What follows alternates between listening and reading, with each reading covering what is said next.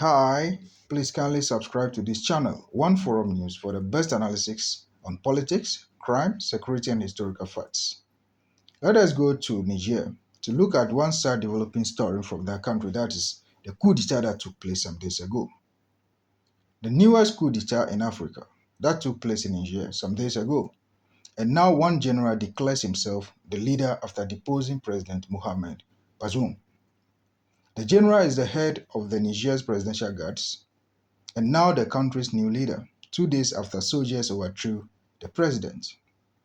He is by name General Abdulrahmani Cheni and has taken to state television to ask for support for the coup, which began on Wednesday, July 26, 2023, when members of the military detained the democratically elected president in his palace in the capital, Niamey.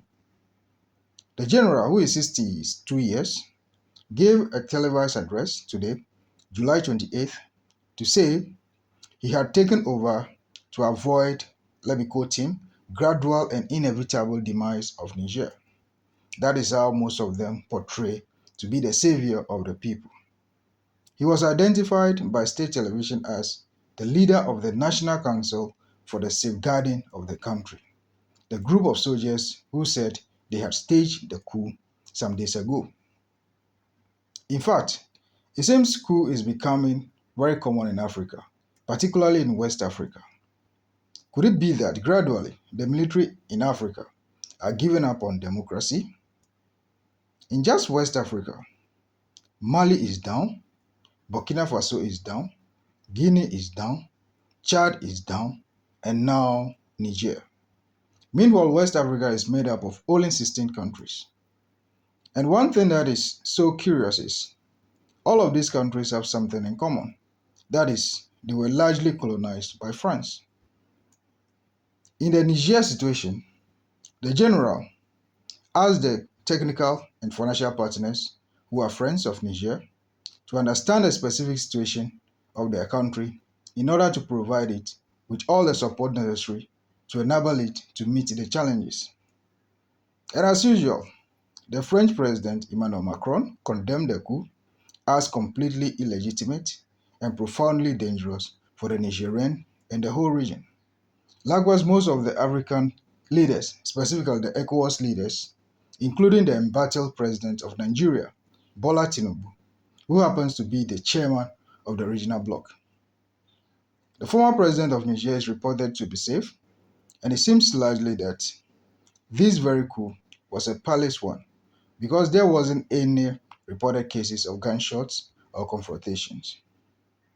In fact, coups are coups, and they could happen anywhere, anytime, any day, by senior officers or junior officers. But how on earth will a president make a general, a whole general, the head of his presidential guards? This is a very dangerous thing and a big mistake that the former president of Niger made. What is worrying is these soldiers always claim to be working in the interest of the masses, but at the end, they worsen situations in their countries. All these countries are extremely poor and the masses are suffering. And sadly, as a result of these coups, sanctions will be placed on them and some accounts frozen, but this will not affect the coup makers in any way by the masses.